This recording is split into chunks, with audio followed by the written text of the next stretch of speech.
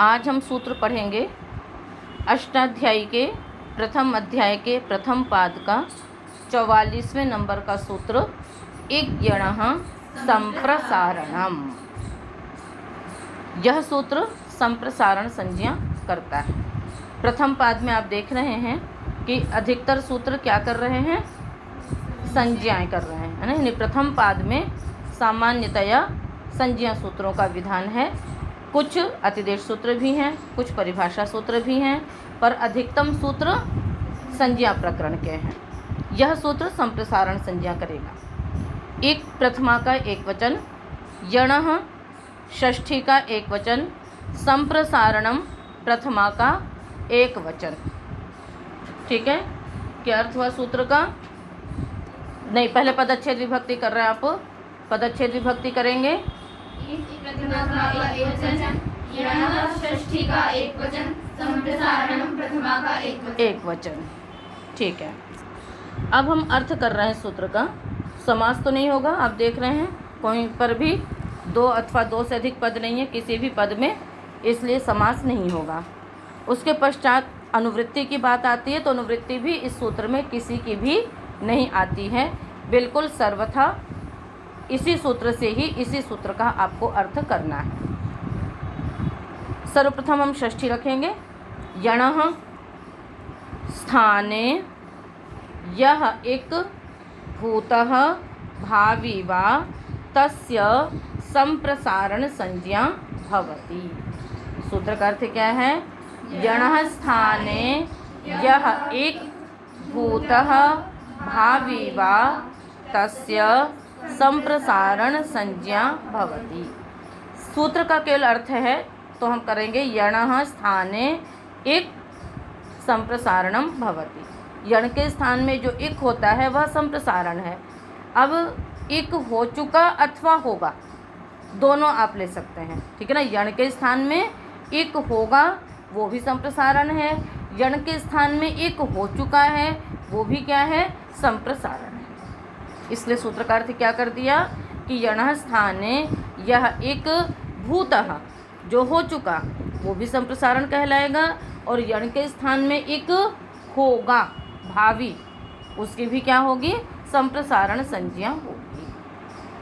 तात्पर्य यह हुआ सूत्र का कि किसी भी सूत्र में यदि संप्रसारणम आता है तो वहाँ पर या तो इस प्रकार का अर्थ रहेगा कि यण के स्थान में एक होगा।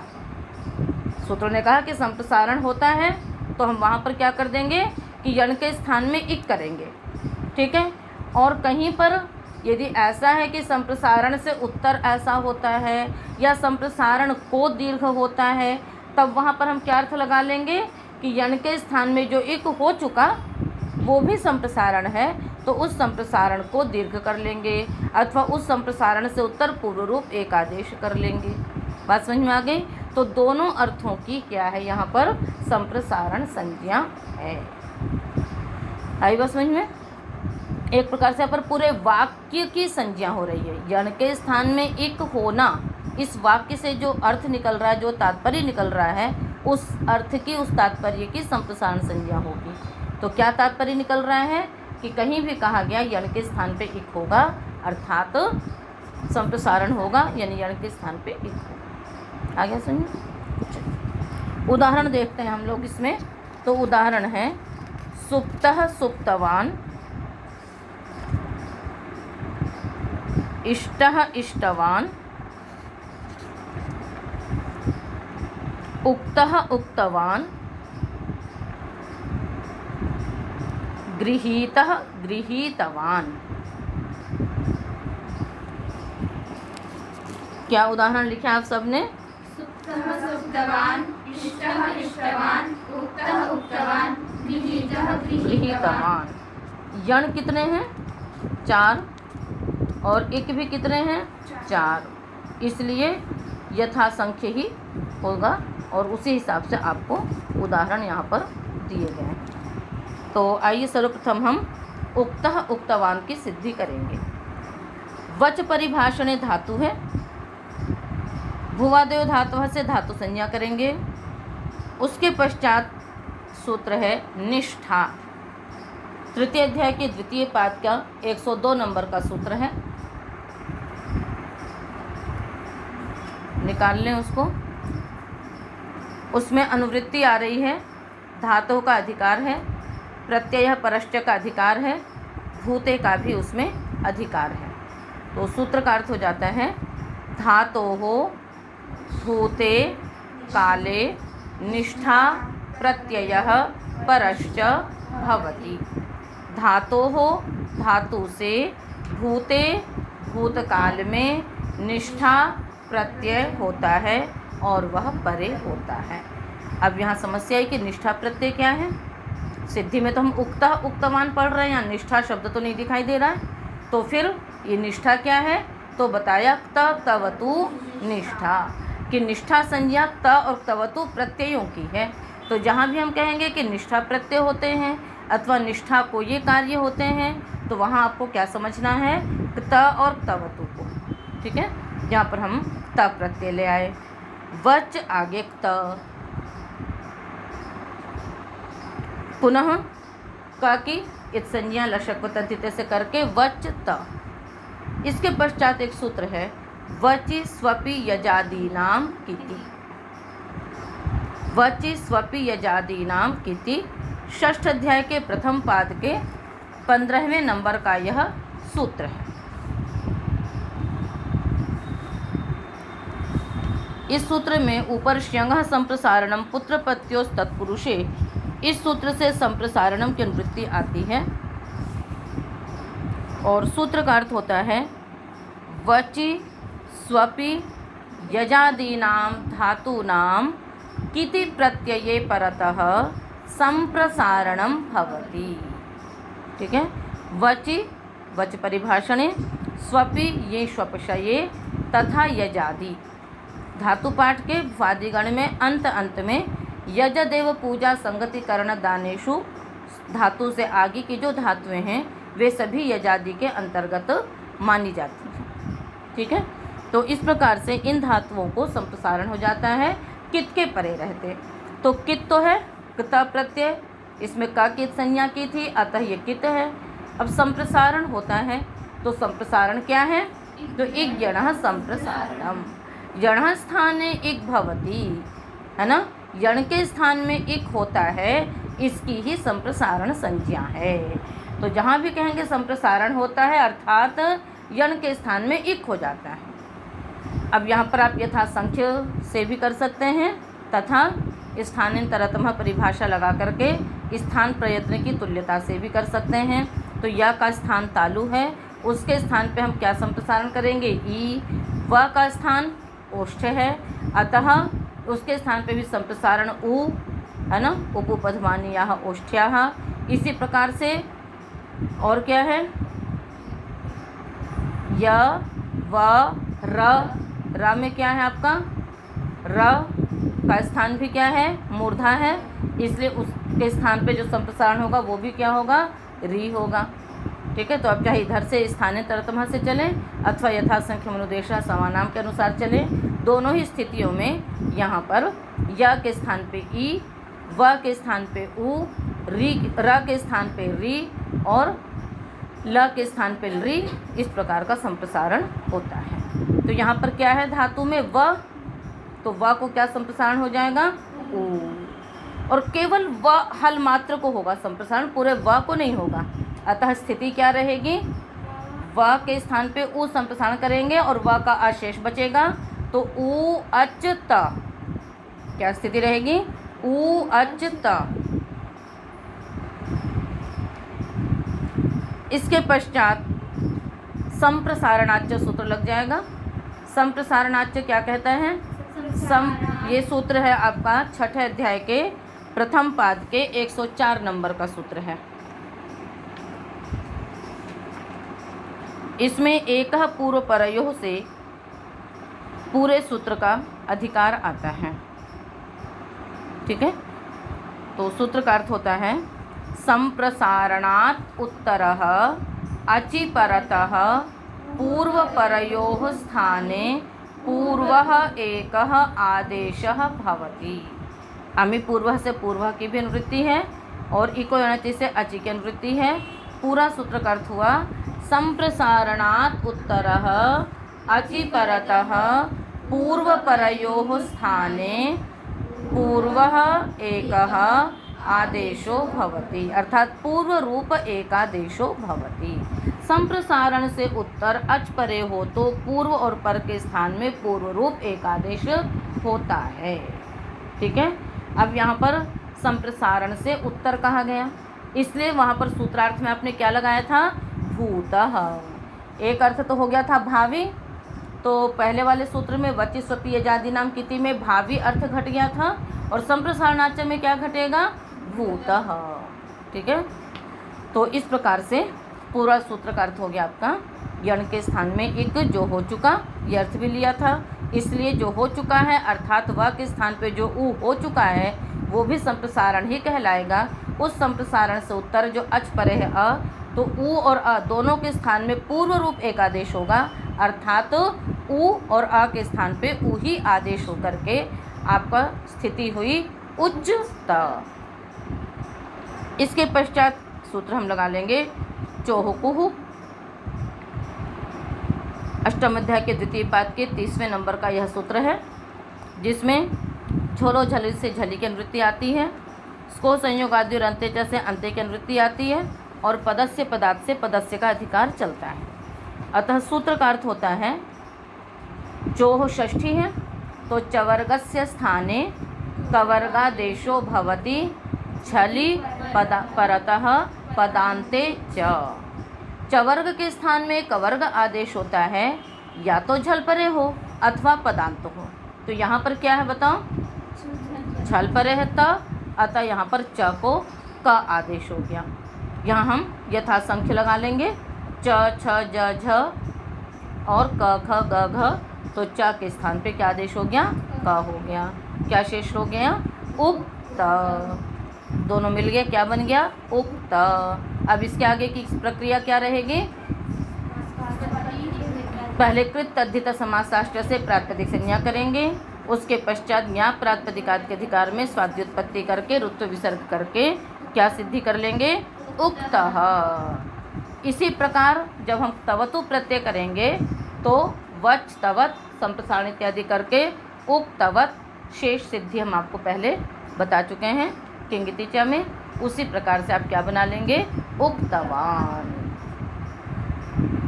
ठीक है, आगे सुप्तः सुप्तवान, ये श्वपशय धातु है। ये श्वप धातु की जो भुवाद्य धातु से धातु संज्ञा की आपने, और उपदेश जनुनासिक का इत इत्यादि का जो इत संज्ञा प्रकरण है उसमें एक सूत्र है आदिर ये टुड़वह, उससे ये की इत संज्ञा कर दी।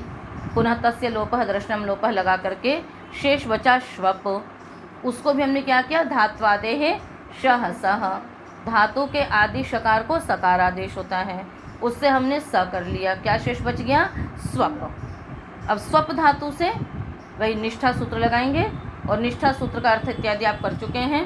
तो स्वप आगे त, पुनः वचि स्वपी यजादि नाम किति। अच्छा, यहाँ पर एक बात आप सब ध्यान में रखेंगे कि जैसे वच आगे त है, ठीक है, इसी प्रकार से यहाँ पर भी है।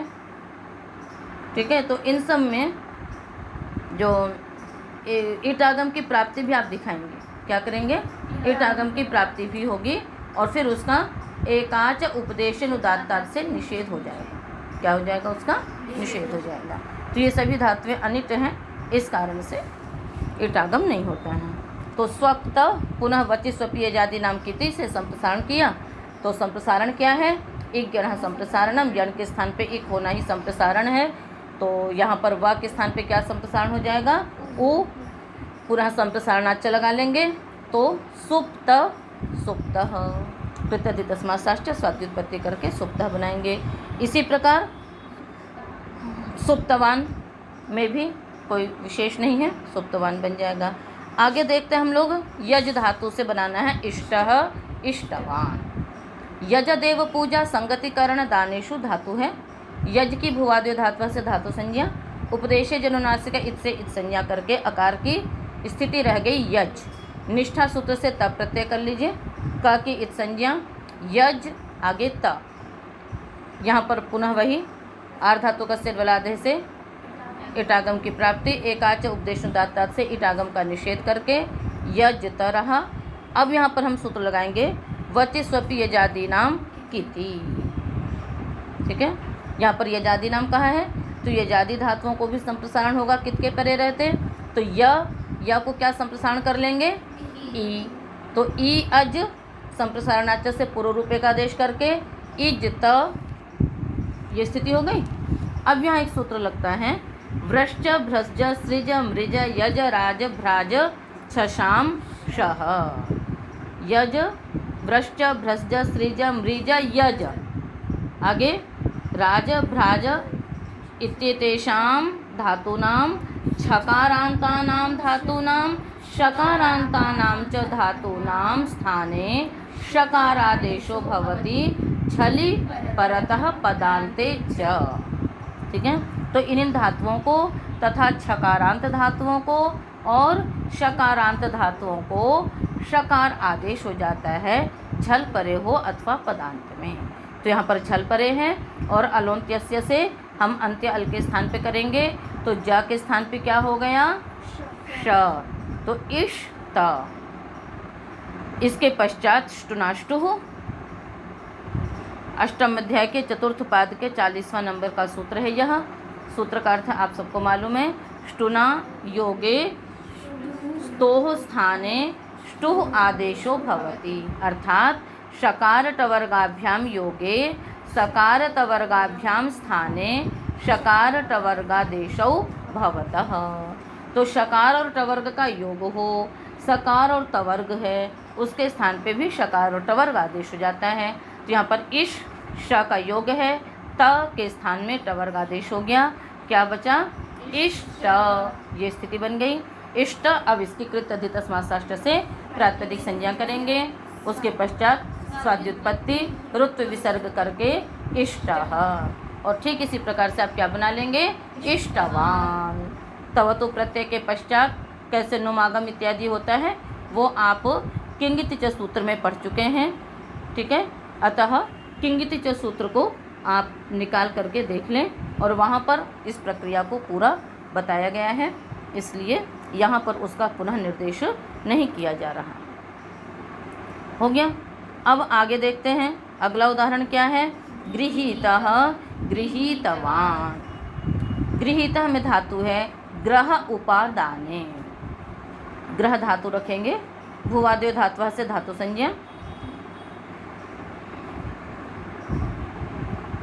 उसके पश्चात धातु संज्ञा करने के पश्चात उपदेश जन्मनाश का इत से अ की संज्ञा करेंगे। ग्रह ह के अ की। पुनः यहाँ पर क्या होगा, सूत्र आप लगा लीजिए। निष्ठा, निष्ठा सूत्र से आपने क्ता प्रत्यय किया और क्ता प्रत्यय करने के पश्चात क्या हो जाएगी, क की संज्ञा हो जाएगी। शेष रह गया ग्रह त। यहाँ पर पुनः अंग संज्ञा करेंगे। क्या करेंगे, हम अंग संज्ञा करेंगे। अंग संज्ञा करने के पश्चात आर्ध धातु का सिर बलादेह से इट आगम यहाँ पर हो जाएगा। यहाँ जब इट आगम होगा, क्योंकि ये अनुदाते धातु नहीं है, अनुदात धातु न होने से इट आगम पर निषेध नहीं होता है। तो ग्रह इट त, इट के ट की संज्ञा ग्रह ई त। पुनः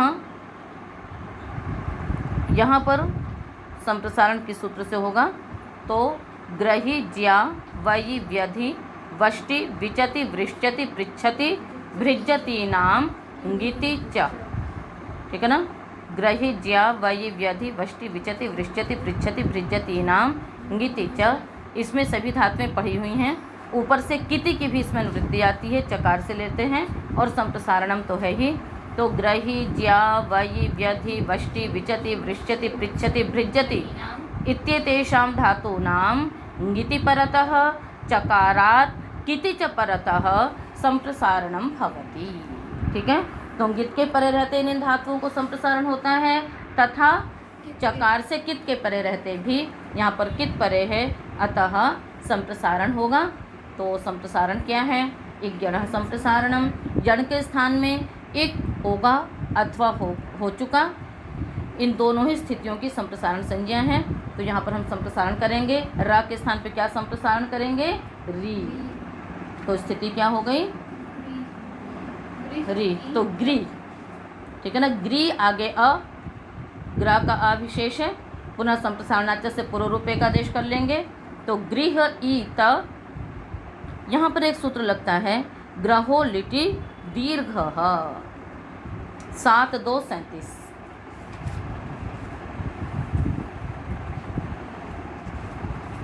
सूत्र का अर्थ है ग्रह उत्तरस्य इटः अलिटि परतः दीर्घो भवति। ग्रह उत्तरस्य इटः दीर्घो भवति अलिटि परतः। ग्रह से उत्तर जो इट, उसको दीर्घ हो जाता है लिट भिन्न प्रत्यय के परे रहते। यदि लिट के प्रत्यय परे हैं तो नहीं होगा दीर्घ, उससे अन्यत्र जो भी प्रत्यय होंगे उनके परे रहते इट को दीर्घ हो जाएगा। तो यहाँ पर अलिट है यानी लिट से भिन्न प्रत्यय है, तो ई को दीर्घ हो गया, क्या बन गया, गृहीत। ठीक है, गृहीत की प्रातिपदिक संज्ञा करेंगे, साध्योत्पत्ति करके ऋतु विसर्ग करके गृहीतः गृहीतवान। ठीक है, तो इस प्रकार से ये आप इसी प्रकार से प्रच्छ धातु से आप बना सकते हैं पृष्ठः पृष्ठवान। ठीक है, तो ये आपके उदाहरण हुए सुप्तः सुप्तवान, उक्तः उक्तवान, इष्टः इष्टवान, गृहीतः गृहीतवान, पृष्ठः पृष्ठवान इत्यादि। ठीक है, तो यहाँ पर यथा संख्य अनुदेशः समानाम से या के स्थान पे ई, व के स्थान पे उ, र के स्थान पे री, ये हो गया। शेष बचता है आपका एक ल और री। तो इस प्रकार की धातुएं उपलब्ध नहीं होती हैं ज़्यादा, और जहाँ पर हैं भी तो धातु ही वहाँ पर कृप है ना, तो इसलिए प्रकृप्तः कृप्तवान। तो यदि कहीं उसका उदाहरण प्रयोग आएगा तो उसको भी हो जाएगा, किंतु सामान्य रूप से ये तीन ही विशेष रूप से प्रयोग में आते हैं, अतः आपको यही उदाहरण उपलब्ध होते हैं। ठीक है, तो एक गण संप्रसारणम, यह सूत्र पूर्ण हुआ।